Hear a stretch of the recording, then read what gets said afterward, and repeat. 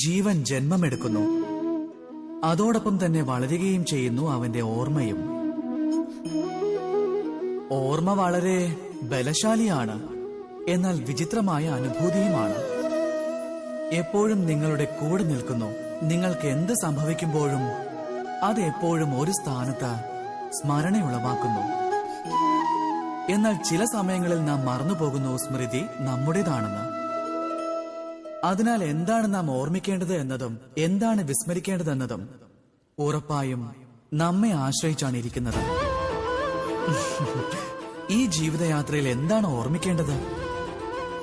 സുഖം, സന്തോഷത്തിന്റെ നിമിഷങ്ങൾ, നമുക്ക് ആരെങ്കിലും ഉപകാരം ചെയ്ത നിമിഷം, നാം ആരോടെങ്കിലും സൗഹൃദമുണ്ടാക്കിയ ആ ഒരു നിമിഷം. പക്ഷെ നാം എന്താണ് സ്മരിക്കാറുള്ളത്? സ്വന്തം ദുഃഖം, വേദനകൾ, ആരെങ്കിലും നമുക്ക് ദോഷമായി പ്രവർത്തിച്ച നിമിഷങ്ങൾ, ആരെങ്കിലും നമ്മോട് ശത്രുതയുണ്ടാക്കിയ നിമിഷങ്ങൾ. പിന്നീട് ഈ സ്മൃതികളെല്ലാം നമ്മെ പ്രതികാരം ചെയ്യുവാനായി പ്രേരിപ്പിച്ചുകൊണ്ടേയിരിക്കും.